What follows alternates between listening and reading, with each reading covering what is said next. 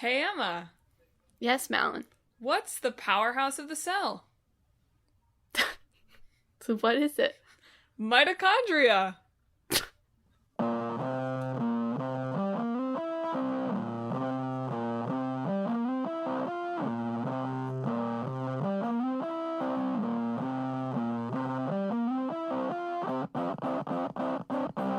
Hello, and welcome to Talk This.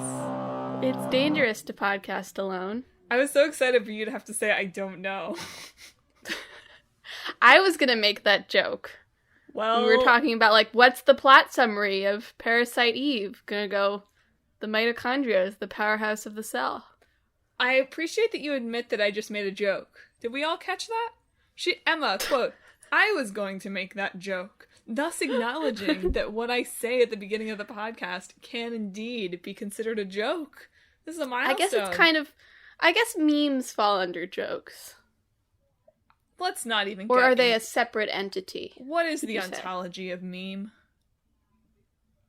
I mean, that's just a thing, right? I mean, yeah, I know. Let's not get It's into a real word. This is not a podcast about memes. It's If you want to know what a meme is, you can play The World Ends With You. This is not SpawnCon. Where the question is asked and answered. Anyway, I'm your, parasitic host, Madelyn. I'm your, monster hoster, Emma. You can't say monster. That's trademarked. Nice try. And thanks for tuning into the show. As you probably did not guess from the joke, unless you have played Parasite Eve, this week's games are Parasite Eve and Immortals Fenyx Rising. As promised on the last 2 episodes of the show, Emma and I did look up how to say Fenyx Rising. It only makes sense that it's pronounced like Phoenix, right? What a attack on gamers it would be to make it Immortals Fenyx Rising. What an attack on anyone who's ever made a pun in their life it would be to be Immortals Fenyx Rising. But we're not there yet. The Immortals are still down below, still in the process of, the yeast is still working. They're taking a nap. So we'll start off with Squaresoft classic, Lost classic, Parasite Eve. So, in Parasite Eve, the mitochondria is the powerhouse of the cell. I'm so sorry I took that from you.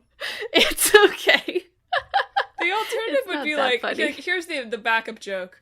What do you call it when, one of your shirts attacks a tank top and kind of latches onto it? Parasite sleeve. Oh my gosh. Like, that was the alternative. So I'm glad we just told the same joke twice. Yeah. But it's an 1998 action RPG with survival horror influences, from Square. For the PlayStation. It's a sequel to Parasite Eve, the 1995 novel, written by Hideaki Senna, which the first line of the plot on Wikipedia does literally say, mitochondria are the powerhouse of biological cells, which is really funny. Who wrote, how did the Wikipedia editors let that happen? But the premise of the novel is basically there's the endosymbiotic theory thinks that mitochondria were, and other things in cells were originally separate organisms, and then a symbiotic relationship between them and early cellular life evolved them into the cell that we have today. Welcome to Talk This. It's dangerous to biology alone. It is. That's my basic understanding of endosymbiotic theory. Man, disappointed I didn't make a game about Golgi bodies. Remember those? I feel like that would be a good enemy name. Be like, we have to fight another Golgi body. F that. But anyway, in Parasite Eve, the video game, you play as Aya Brea. Yeah. Brea. I've already forgotten. I looked this up right before we started recording. I think Brea is right. But there's no Brea. voice acting in the original game, so you do you. Well, there's voice acting in 2 and the third birthday, I believe. I don't actually know about 2. But there is in the third birthday. Well, we don't really acknowledge the third birthday, do we? So that's fine. That's fair. She is a NYPD rookie police officer. And when she's attending an opera at Carnegie Hall one night. With a blind date. The story as you somebody do. Told me. Like, that's bold. Imagine being like, yes, blind date. Here's what we're gonna do. Carnegie Hall. The opera. I mean, look, I guess if that's who you are, it weeds out a lot of duds really fast. It does. It's Christmas Eve, 1997. Blind date Christmas Eve to the opera? Oof, buddy. Okay, go on, continue. I knew that, and I hadn't really thought about it.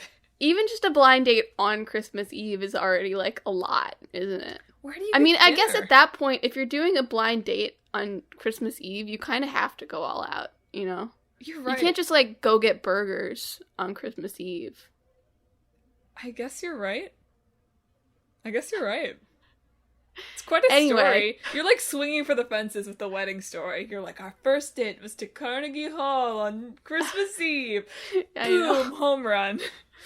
Unfortunately, the blind date is not quite a home run because during the opera, an actress starts to sing and everybody in the building bursts into flames. That's not a metaphor. That's what we all kind of want from actors, right? Like, everyone's heart bursts into flame. There's a full, beautiful, for 1998, CG cutscene where you watch as the opera singer sings and everybody is set on fire. Aya then, like, pulls out her gun, of course, smacks she's an her NYPD blind date cop to the side, and runs very slowly up to the stage to confront this opera singer named Melissa, who says that Aya has some sort of strange power but needs more time to develop, and then mutates into a beast and says, actually, my name is Eve. And then the rest of the game is figuring out what's going on with this and with Aya's mysterious mitochondria abilities. Yeah, so we do a lot of following Melissa around. I don't know why after that incident, like, the next day Melissa goes and performs at, like, Shakespeare in the Park. I mean, not Shakespeare in the Park, but at the amphitheater in Central Park. And, like, people go. I guess 1998 was, like, pre-social media a little bit, I guess, but you'd think a whole of Carnegie Hall set on fire might be enough to be like, maybe not the show in Central Park the next day with the person who was there and seems to have randomly survived. You know, people don't pay attention to the news, right? I guess so. This game, it's interesting to me as a pre 9/11 New York set game, because I think there's a lot of stuff here that if they had tried to make this just a couple years later, it would be like, oh, destroying the Statue of Liberty? I don't know. Yeah, that's fair. But, like, there's a lot of bad things happening in New York in this game. It's like, oh, like, this would not fly after that event, I don't think. It is in the storied history of Japanese developers setting their horror games in some approximation what they think the US is like. I mean, Although New York this one's is a horror game. What am I supposed to say? This one is in a city as opposed to just, like, Maine. You know? That's where Silent Hill is, right? Like, Maine? Sure. Pretty sure. Yeah, and it's a pretty realistic New York. It got good reviews at the time for the attention to detail, and I applaud them for setting it in real places and not Schmarnagee Hall or something like that. But also, even just reading, like, Manhattan being evacuated because of, like, a disease that everyone is turning into goo. I was like, I don't need anything that's, like, body horror for the next several years. Thank you very much. One of the fun facts on the Wikipedia page, and I listened to the song actually, is that there's a British band, Bring the Horizon. Bring Me the Horizon. Bring Me the Horizon. Yeah, released a song in 2020 called Parasite Eve. And that's partially inspired from the video game, but also very much pandemic related. Just from listening and watching it. So Yikes. That's fun. So Parasite Eve, it's Square's first M-rated game. It's also one of the first games that saw wide collaboration between their American and Japanese teams. And it also is this is music related, but not that song related. The breakout game for beloved Square composer Yoko Shimomura. I probably said that totally wrong. Shimomura? Shimomura. This is one I should know. Separating the syllables is usually a good bet. I'm dumb. So instead of Shimomura, I'm just... It's okay. I've lost it now. So it's her breakout composing. Not her composing debut. She did like a Super Mario soundtrack before this. Yes. But the one that really was kind of a breakout for her in the video game composing space.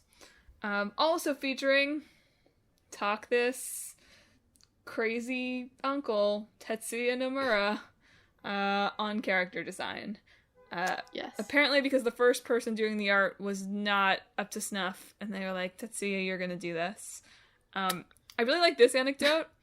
They say Nomura was creating some other character for a different project at the time, who had short hair, and this team really wanted Aya to have long hair. But Nomura got confused while he was designing them and accidentally combined the two designs, creating the current Aya. What? How did you get confused? You're doing a lot of drawings. This is literally for a lot your of characters. job, buddy. Like, label your drawings. Maybe he got confused about, like, which instructions were for which project. I'm just, like, imagining... But they liked it, apparently, so getting confused was fine. I'm just imagining, like, it's like 1998, like, he's got just Post-its everywhere being like, long hair, zombie fighter, like, short hair, big sword, like... I personally think that she looks a little like Cloud, honestly. All of his characters look a little like Cloud. Yeah. That's fair. Speaking of Cloud, combat here is that typical Square ATB, which, is it still active time bar? Is that still what the acronym is for? I don't know why I thought it was something else. I think it's active time battle. Ah.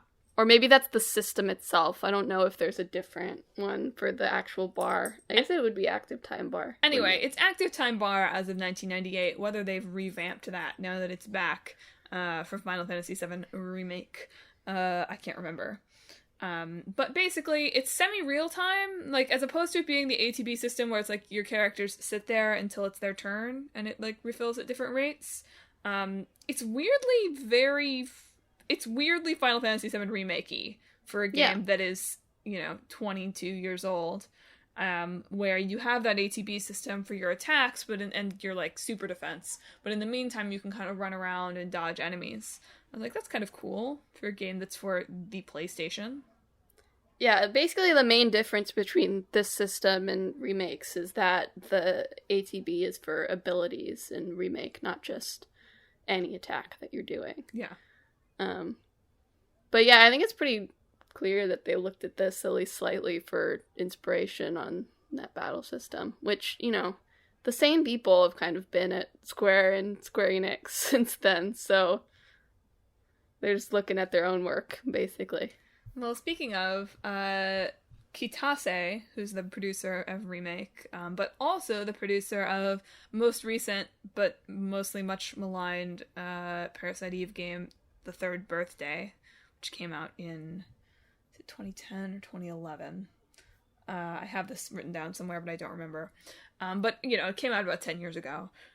He gave a recent interview on YouTube with a Japanese wrestler, which I guess is just how you do your promo. I don't know.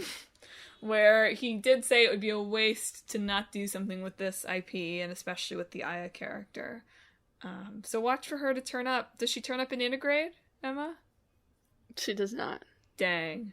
Maybe in part 2. Hey, if people are like, maybe there is, you know, there's that one theory that like, oh, maybe they're gonna do Square Worlds in the next Kingdom Hearts, so maybe Sora will go to New York and learn about the mitochondria. Sora running around New York would murder me.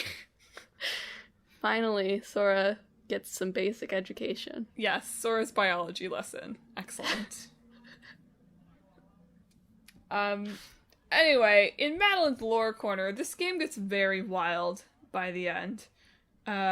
In that, like, it's a battle for mitochondrial supremacy, basically, at the root of it, between Aya and Eve's mitochondria, and Eve, like, steals sperm so that she can create the ultimate being, whatever that is.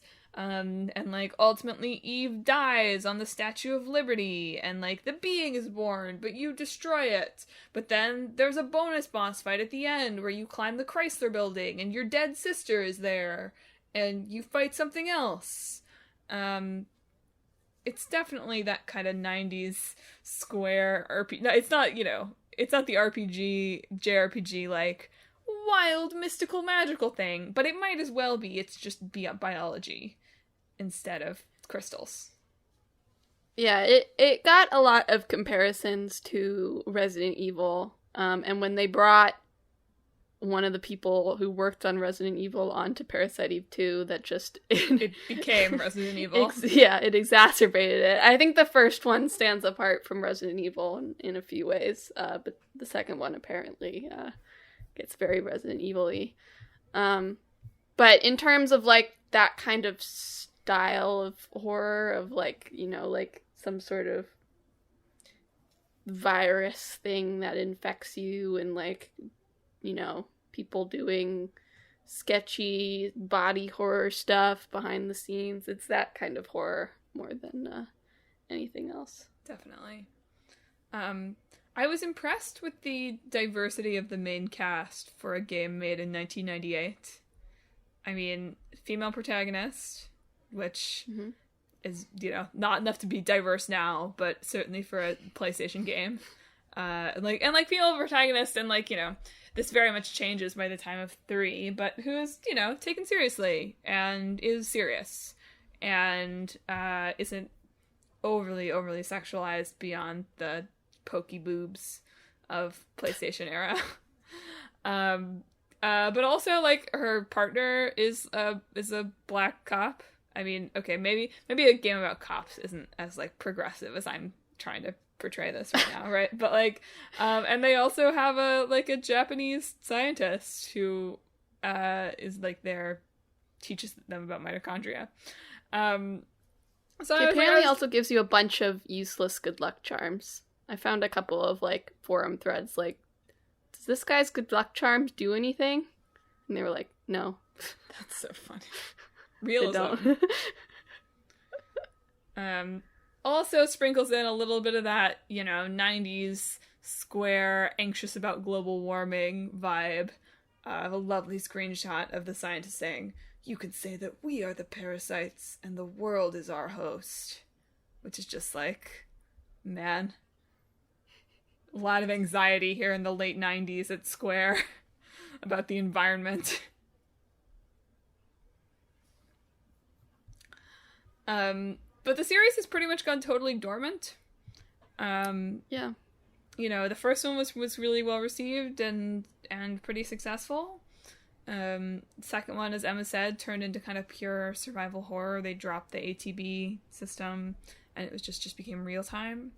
And the story similarly kind of unhinged. The sequel was released pretty much right away after the first one. Then there was a 10-year break when they released Parasite Eve: The Third Birthday for PSP.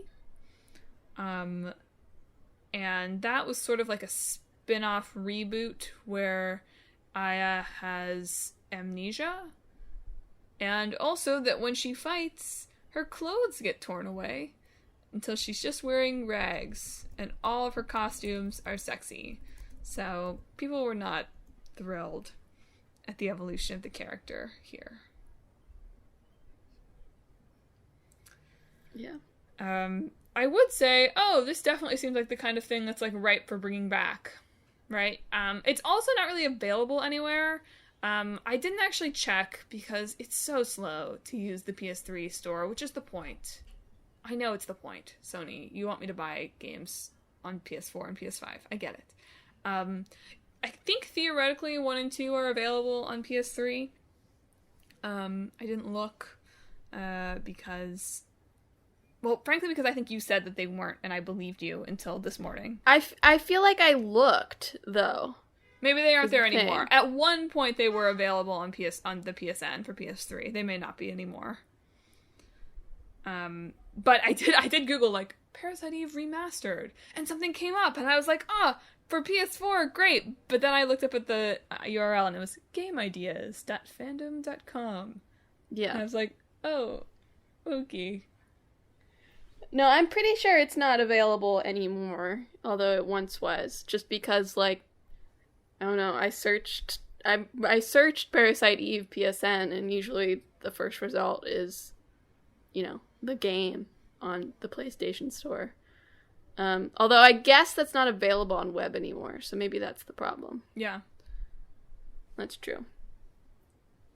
Anyway, the point being, it probably would have taken me 20 years to download, given that the PlayStation 3 runs at the speed of 0. So it probably wouldn't have worked out anyway. And, you know, I still have Vagrant Story to finish from a year ago, my PlayStation RPG vault. But it does feel like the kind of game that's ripe for a remake, given that, you know, the first one was pretty well received, and... Well, Square's conference is Monday, so tomorrow, I'm pretty sure. So maybe they'll be like, hey, Parasite Eve, and then we'll look stupid. Isn't it today, Sunday? I thought it was on Monday, but maybe I'm wrong. I don't know. It's fine. Either way. Maybe it is on Sunday. You're right. But I think it's still so after many. when this episode comes out, so... Yeah. So, we couldn't have known. We'll still look stupid. We will look dumb. They'll, like, leave it off, like, Parasite Eve is back, and we'll be like, no. Damn it. But maybe not. I don't know if anyone really wants, like, a disease story. Maybe for the 25th anniversary. 2023 will be, like, far enough out, hopefully. That mitochondrial disease won't be like, ooh, I don't know. So, I was gonna say, speaking of ooh, I don't know, but that's maybe a little harsh. But whatever. Immortals, Fenyx Rising. Yeah. It was originally announced as Gods and Monsters, but changed it for some reason. Did you look into why they changed it, or was it just because they did? Literally, and this is why you looked at me weirdly earlier when you said Monster Emma, and I was like, Monster Energy. Literally, I read that they changed it because of a copyright dispute with Monster Energy drinks. What? I didn't do too much digging into it, but there were multiple articles about it. That doesn't make any sense. I agree. It's a pretty generic name. Like, Immortals Fenyx Rising, something about that name strikes me as, like, too dumb. So even reading that name, I'm like, oh, I don't know. That game doesn't sound very good. But Gods and Monsters is almost too vague. I don't know. I think that's stronger. But anyway, it's an action-adventure video game. Came out in December 2020 on everything. Literally everything, including Stadia and Amazon Luna. So not just everything that's usually everything. Oh, I'm sorry. Not the MacBook.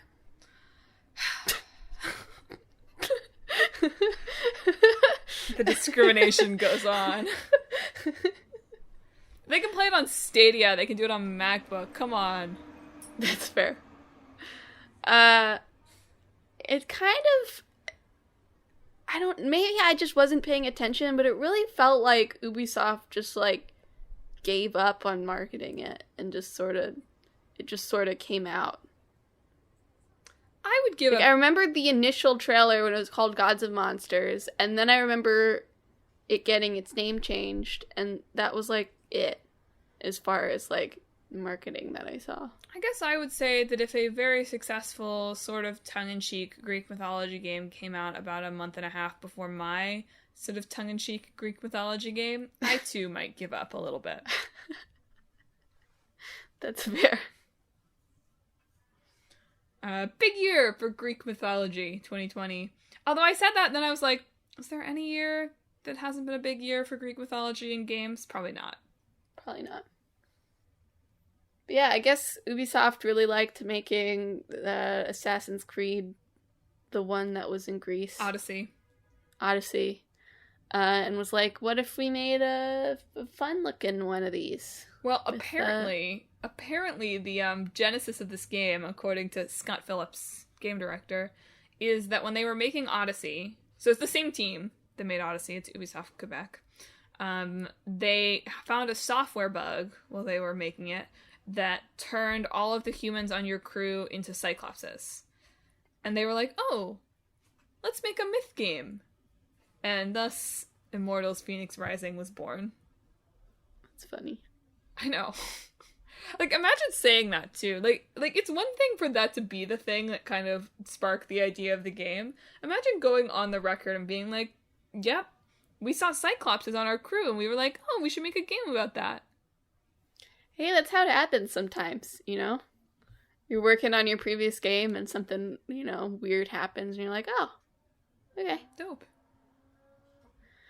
But yeah, it's kind of like, it really, I know this is, like, lame, and, like, let's stop comparing everything to this, but it is kind of like they took Assassin's Creed and was like, Breath of the Wild was cool, and then just sort of, like, smushed them together.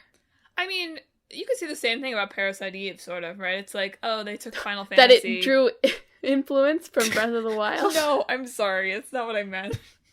What I meant to say is I saw at least one article about it that was that compared it to, like, the child of Final Fantasy and Resident Evil. I was like, you know, we just changed the game that everything has to be compared to every couple of years. But it's true. This is very much... I don't know. I wish we could figure out a better way to talk about things than being like, Breath of the Wild clone. Breath of the Wild clone. Because even when it's correct, it's like, gosh, can't we say this in a way that's a little less cloying than that? I saw something on Twitter a while ago that was like, it's interesting that, like, when Breath of the Wild came out, everyone was like, oh man, this is, like, so influential, right? Like, we'll see games inspired by this. And it's, like, it seems like the main thing games took away from Breath of the Wild is hang gliders are cool. They are cool, though. That's the thing. Which they are. But it's an interesting thing to take away from it. Immortals Fenyx Rising has, like, metal wings that you use, basically. Yeah. Icarus style. Yeah. So this is the point in the show where I do my shameful confession, listeners. I can't remember if this has happened yet this year or not, but I did not play either of the games this week. I didn't realize that I maybe even could play Parasite Eve until this morning, and Immortals Fenyx Rising was $60, and my excuse will be, I was like, oh, should I really be supporting Ubisoft after everything that has happened and seemingly continues to happen there? But really, it was because it was $60, and I wasn't, frankly, after reading about the game, I was like, oh, I might like this. Some of the things that people complained about, what they didn't like about it relative to Breath of the Wild was like, oh, it's easier to mark things on your map and, know where things are. And I was like, that's great, that's an improvement. Yeah.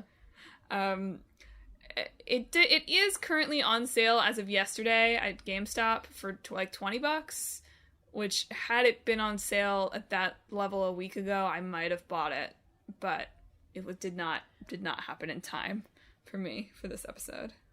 Yeah, it didn't really give you a good option this episode for either of these, to be honest. Even if Parasite Eve is on the PlayStation 3 store, I don't know if that's a game that you would, maybe would, but you haven't gone back, like you said, to Vagrant Story, which is kind of in the same vein. So, yeah. It's I've played both Final Fantasy VII Remake and Breath of the Wild, so I feel like I can say I've played both of these games. Those are the same, right? Yeah, those are the same. I've also read, the Big Yellow Book of Greek Myths, so I feel like I've basically played. Exactly. Anyway, we haven't really, summarized Immortals Fenyx Rising yet. So, the story, right, tells the story of Fenyx, who's a shield bearer from the Delian League. History, Delian League. Who, washes up on the shore of Golden Isle. And around this same time, Typhon, who's one of our, big bads from the early Olympian era, who's been locked up under a mountain, escapes, and strips all the Olympian gods of their powers. And so Zeus manages to get away, and he goes to Prometheus for advice. Literally, he's like, yo, Prometheus, take a break from getting your liver eaten for a moment and talk to me about what I should do. And Prometheus, understandably, decides instead to be like, let's make a bet. If we can have a mortal defeat Typhon, then you'll free me. And then he uses his, future sight to tell the story of Fenyx, which doesn't seem like a fair bet to me. Well, he's not controlling it. But he can see the future.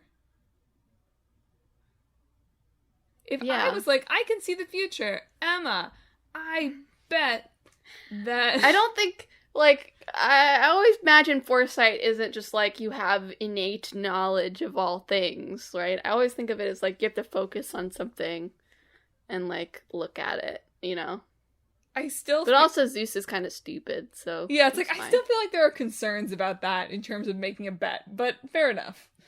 Maybe the game explains it better than that. So Fenyx washes up on this island. Hermes fills her in on the entire sitch. You get hooked up with a magic bird, and then you gotta run around helping the various Olympic gods who have been transformed into trees and roosters and stuff. Fenyx can be male or female, by the way, depending on the voice that you pick. And I think you can change this at any time if you want to. Yeah. I think I thought it was I was like, okay, it's nice that the default in talking about it in reviews is her, she, her pronouns though. Again, the tiniest little diversity steps, but yeah, gotta take the crumbs. So it got decent reviews overall. I was pleased to see people. What almost sold me on it is that people were like, it's a smaller open world game than something like Breath of the Wild, and also it's got a decent sense of humor about all of the Greek myths. That Zeus and Prometheus's narration is kind of amusing, and the things you do and the way all these Greek gods interact is in that kind of in vogue soap opera style interpretation of the Greek myths. And I was like, oh, that's kind of fun. That's the right kind of nerd itch for me. Yeah, so, like, the concept, as you said, is that Prometheus is telling this story. So overall of your gameplay, Zeus and Prometheus will chime up from time to time to comment on what you're doing. Originally, apparently, the narrator was Homer, which in some ways makes a lot more sense, but in other ways also sounds a lot drier. Yeah. Not that you couldn't have a sassy Homer, I guess, but... I feel like with Homer, you'd have to, like, rely on, like, the Iliad and the Odyssey. No, like, what's it when, like, something, like, you have, like, a really dry thing over something funny, like, Deadpan. The difference. What's the word for that? Contrast. Contrast. I don't think that's quite the word, but I was like, the word I was looking for can't be contrast. It's like contradiction, but it's not Dissonance. that word. Maybe. I don't know. Contrast works fine, so that's fine. You'd have to, like, rely on, like, maybe it's dissonance. Yeah, the dissonance between, like, something funny happening and Homer being, like, really, or the like, disconnect? serious and... Maybe? Talk I don't to know. us. All of these It's work fine. Dangerous to vocabulary alone. All of those work fine for the description I was going for, so that works. But basically in this game you go around solving a bunch of puzzles, fighting some monsters, leveling up your god powers, prepping to take on Typhon.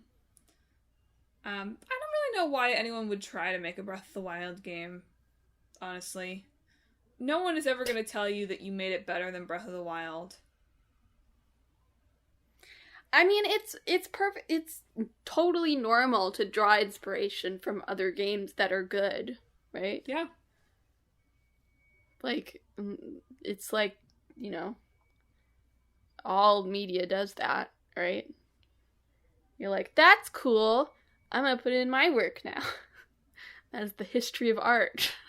I mean, I don't mean to knock that. I don't mean to knock the, like, impulse to make a Breath of the Wild game. It's just like... God, it must be so frustrating to work on a game like this and just know that it's going to come out and everyone's going to be like, well, it's no Breath of the Wild. Yeah. I do think it's unfortunate. Like, I think the comparisons in this game's case are valid just because, like, the puzzle-solving powers are similar. There are these things called vaults you can find that are basically, like, puzzle gauntlets that are kind of like shrines. But I do think it's unfortunate, like, when we talked about Genshin, and it's like, they showed the first trailer, and it's like, it's brightly colored, it must be Breath of the Wild. Yeah. Which is like, oh man. I'm glad that Breath of the Wild has the proprietary ownership of colorfulness. In some ways it's helpful because I feel like I have very clear ideas about what I liked about Breath of the Wild and what I didn't like. And so when I have reviews that assume familiarity with Breath of the Wild and are able to be like, in Breath of the Wild it was this, and in this game it's this, that in some ways does give me a much clearer picture of if this game is more in my roundhouse or not. When they say it's smaller, I'm like, that's good, I won't get overwhelmed. When they say it's easier to, like, mark things or, like, have destinations on your map, I'm like, that's good. I won't frustrate Emma and Josh when I just, like, run around with no destination for hours. Like, it was deeply frustrating to watch you play Breath of the Wild. I just hadn't matured enough as a gamer for Breath of the Wild at that point.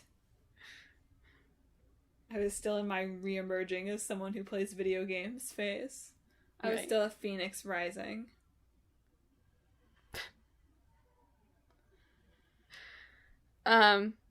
You mentioned this in your plot summary that, like, all the other gods have sort of been transformed and their powers have been taken away.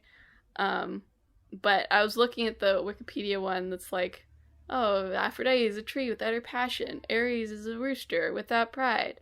Hephaestus is an automaton without suffering. I was like, oh, they just took his suffering away from him. Okay. Do we give that back to him? That seems bad. Emma, haven't you read A Wrinkle in Time?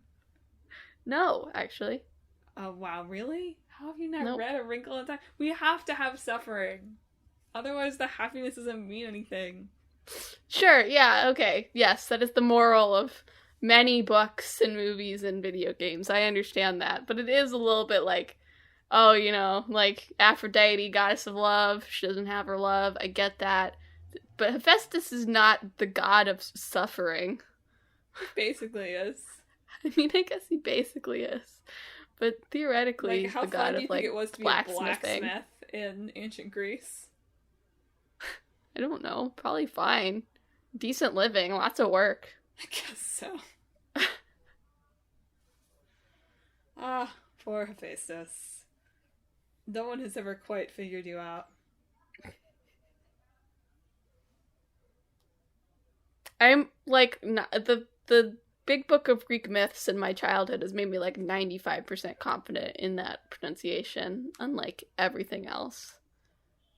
Which doesn't make sense because it's spelled stupidly. Tell it like it is. Talk this, it's dangerous to spell alone. It's true. Yeah, in some ways, I don't know, Immortals Fenyx Rising seems like a dope game, except that these are two game tropes that's you're just not gonna win. There are so many Greek mythology games. So in some ways it's oh, that's great, everybody loves Greek mythology. Similarly, everybody loves Breath of the Wild, so Greek mythology Breath of the Wild seems like it should be good, but there's just no... It's so hard to find a new lane if you're going to be using two things that are kind of that universally, especially right now, popular, I think.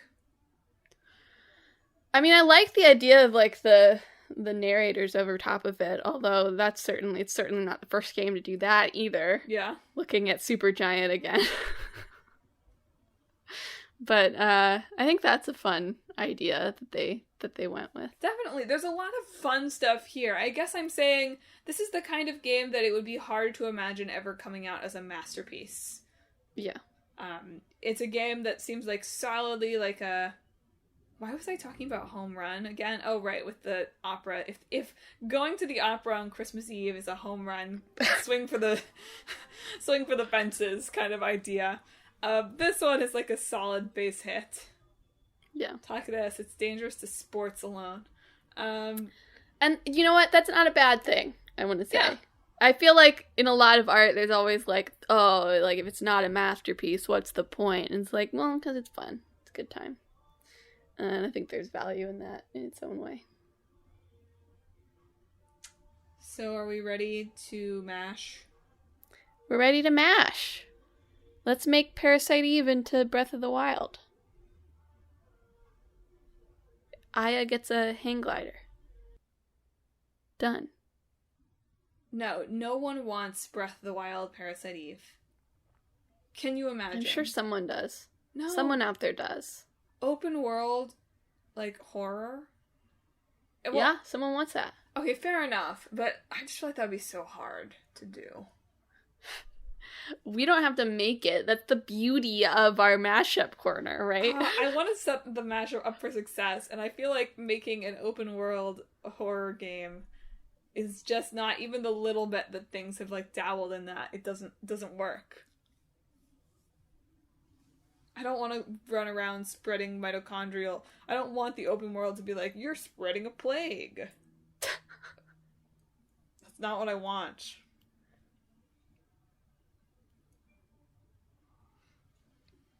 What do you want then? I don't know.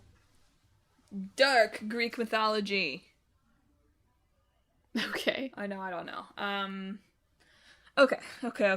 Break this down as their component parts, Madelyn. We have to have a strong lady protag, I think. Okay. There has to be a glider. That's just a requirement for any game. Yep. Must be a glider. Probably there has to be a scene in an opera. Sorry. Sure. Okay. No, I don't know. I'm trying to figure out how to adequately blend the settings. On one hand, there's New York. On the other hand, there's mythic Greek Isle. I feel like we need to decide. You could do modern gods, right? That's a pretty, it's not revolutionary or anything. Great. So Lore Olympus, the game, with mitochondria. Yeah. No. Okay. Modern gods, sure. I dig that. A modern Olympus. Why are they in New York, though? Should it be a fake city? Is it fake New York? Or is it... Am I putting this in a real city, do you think? Doesn't matter, really. Well, it matters to me. I'm asking you as my co-developer here to help me make a choice.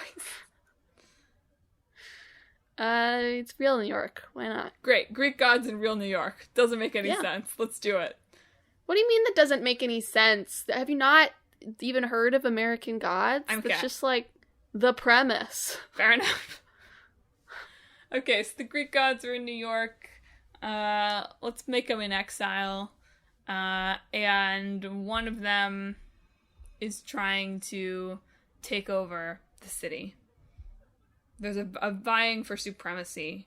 But I want it to be with unexpected gods. It would be very boring for it to be like, Ares and Aphrodite are fighting, like, Poseidon and Hades. Like, I'd like for it to be like... There's tons of minor gods in Greek mythology, so... That's what I'm saying. So I'd like for this to be led... Well, I'd like Hephaestus to finally get his due. Okay. I'm just throwing out dumb ideas now. Let me see. No, we're good. We're getting somewhere. We're in New York. We've got minor Greek gods here, sort of living amongst the people. I'm trying to decide if, this should probably stem from when Hephaestus is thrown from Olympus. And in this version, he lands in New York instead. And so there's this, minor Greek... In the future? Well, he's been there for a while.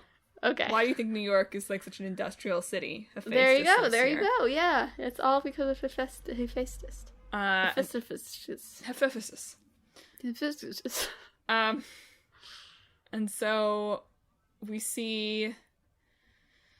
Oh, who is the goddess in the Helen of Troy story? Aphrodite? Yes, but the bad goddess. The one that apples. Apples. Helen of Troy. Let's see. Who is this? Eris, the goddess of discord. Can't call her Eris. Why not? That's her name. How is it? Aris? No, it's Eris. Okay, that's fine. But she's the goddess of discord, which is going to be fun for cross promo. Okay.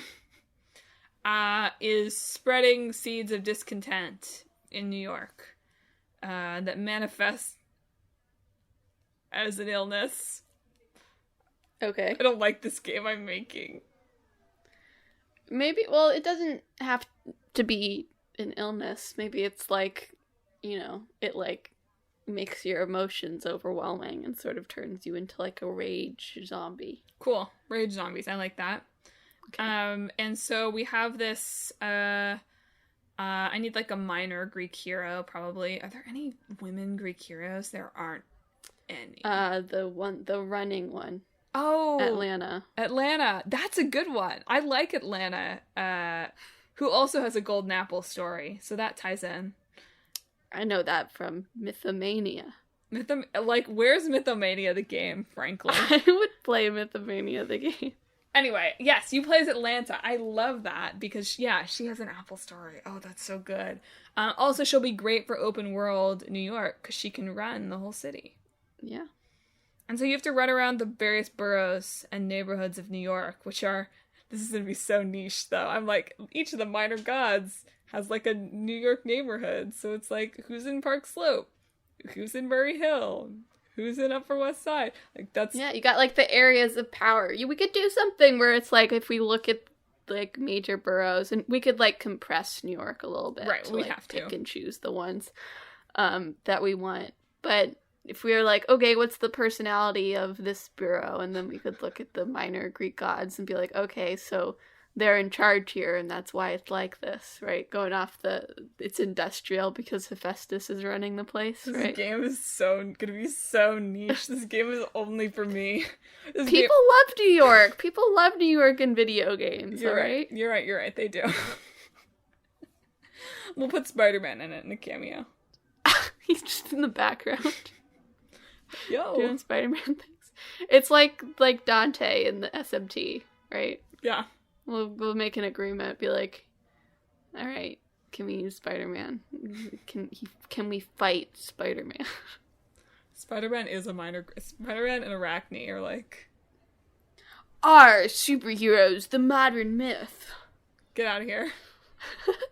I'm a published author of modern mythology, I'll have you know. So don't even get me started. I kind of dig this. I dig this, like, highly specific New York open world. Yeah. And, like, you're bringing harmony back to the boroughs. Yeah. From the rage zombies. And in the end, with Hephaestus, you worked so that all of the MTA subway stations are accessible and have elevators. Now that's just for you. I mean, it's not. Accessibility is good, but the including of that in the game is just for you. That's the final boss. You fight the chairman of the MTA. Okay, that's for everybody. That's for everybody. Oh no. I think that's good. It's a good game. Strong game. The Metro was the root of all evil all along. The fact that you call it the Metro shows that you can't work on this game. The subway. Is it the subway? Is there another name for it? The subway. It's just the subway? Okay. I mean, MTA runs the subway. Chalk this. It's dangerous to transit policy alone. We've really run the gamut this week. Mm-hmm. Yeah, we'll throw in some references to mitochondria in there just for fun. Yeah. Well, listeners, what do you think? Will you buy my open world New York minor Greek gods game?